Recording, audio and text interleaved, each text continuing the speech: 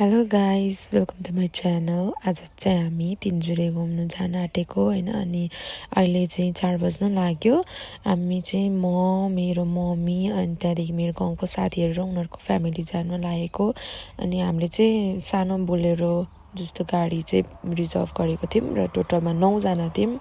सबैजना बसेर अनि त्यहाँदेखि जाँदै गर्दा चाहिँ धरान पुग्दा पुग्दै नै रेजिनालाई चाहिँ भोमिट आउनु खोज्यो भन्यो कि। अनि हामीले जिस्काउँदै थियौँ, सायद खाली पेट भएर होला, उनलाई नसियोस चाहिँ फिल भएर रहेछ, भोमिट चाहिँ भएन।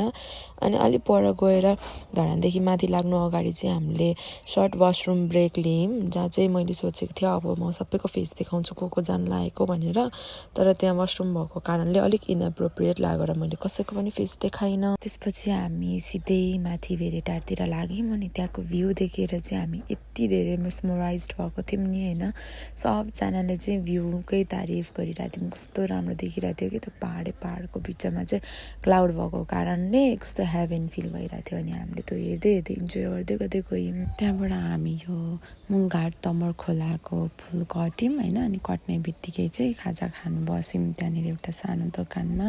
अनि यो चाहिँ मेरो मम्मी चिन्नु नै भएको होला। अनि यता चाहिँ सविता दिदी र गोमाको मम्मी हुनुहुन्थ्यो, अनि सविता दिदीको छोरी, अनि हाम्रो ड्राइभर दादा। अनि गोमा चाहिँ ऊ पर कपालहरू मिलाउँदै थियो, किनभने अब हामी यहाँ पनि अलिअलि फोटो त खिचिहाल्छौँ होइन। अनि बेलुका चाँडै उठेकोले गर्दाखेरि गलेकोले गर्दाखेरि केही पनि रेडी हुन पाएको थिएन, त्यसैले रेडी हुनुहुँदै थियो। अनि मम्मीलाई चाहिँ जिस्काउँदै थिएँ। अनि खाजा के पाउँदा रहेछ भनेर खोज्नु गएँ।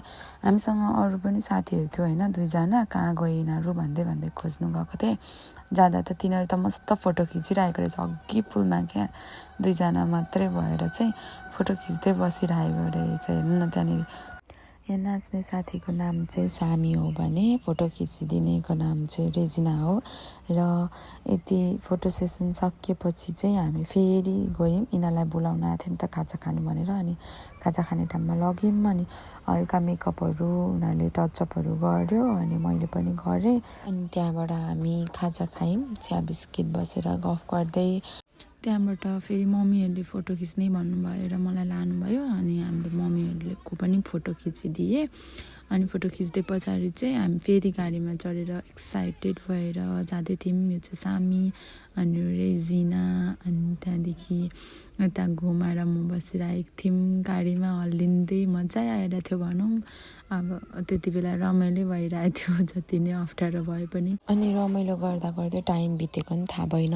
हिँड्दै हामी त हिले कटेर धनकुटा कटेर तिनजुरे आइपुग्यौँ। अनि तिनजुरे चाहिँ साथीहरू एकदम धेरै जाडो क्या। हेर्नु न उसै लागेको देख्न सक्नुहुन्छ होइन।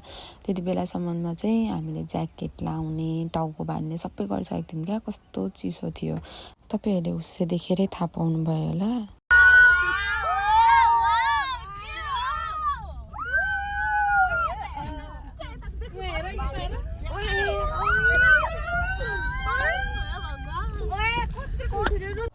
त्यो चाहिँ हाम्रो रियाक्सन थियो क्या फर्स्ट टाइम गुराँस देख्ने बित्तिकै। अनि यो चाहिँ माथि हामी 5 पोखरी पुगेर अनि हामीले चाहिँ कपडा चेन्ज गर्ने भनेको थियौँ।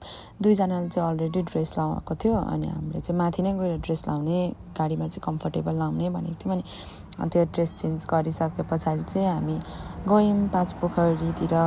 कस्तो जाडो थियो हेर्नु न। हामी जामा त मरेर फेरेको। अनि अलिक त तिनजुरे भनेर क्यापिटल अफ रोडोडेन्ड्रन, त्यहाँबाट तल जानु पर्दो रहेछ होइन। अनि हामीलाई चाहिँ ड्राइभर दादाले बाटो देखाइदिनु भयो र हामी यसरी गयौँ।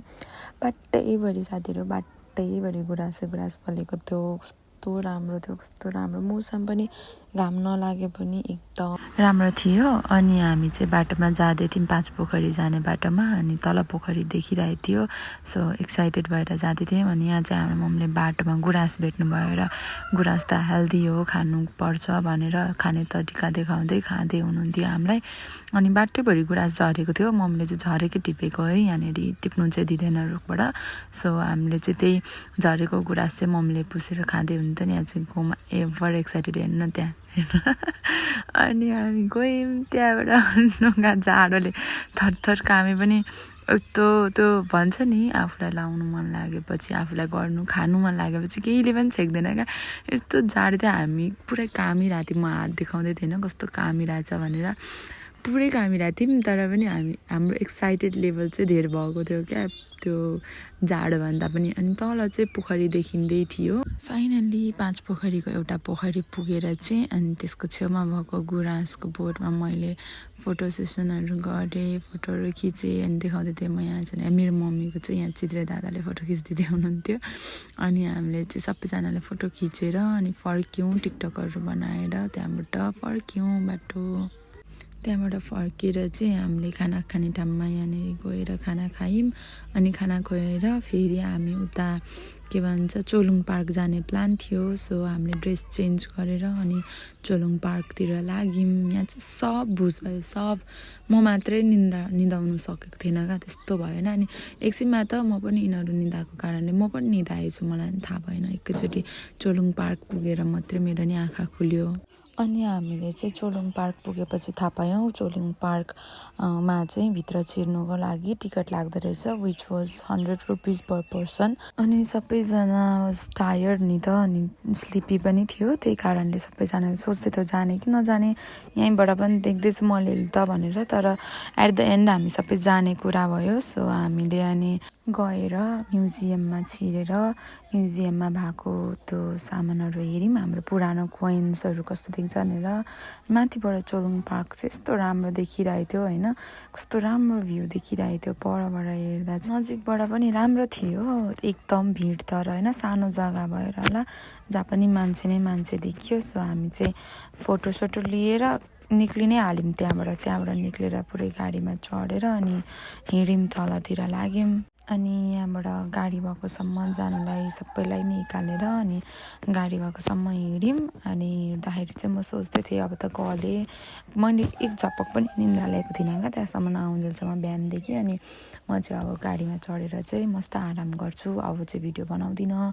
मेरो लास्ट भिडियो नै यही हुन्छ म भ्लग बन्द गरिदिन्छु आजको लागि भनेर सोचेको थिएँ but I was so wrong guys होइन किनकि गाडीमा यस्तो मजा आयो नि एक निन्द्रा पुऱ्याएर उठेपछि हामीलाई जुन त्यो गलेको एनर्जी जुन रिस्टोर गरेपछि यति धेरै मजा आयो हामी गीत गाउँदै अन्ताक्षरी खेल्दै नाच्दै गाउँदै अनि फाइनल्ली सबैजनालाई आफ्नो घरमा छोडेर चाहिँ हामी पनि घर रातिको 8 बजे 8:30 बजेतिर आइपुगेको थियौँ होला I was so tired but all that counts is I had so much fun त्यसैले that's it for this blog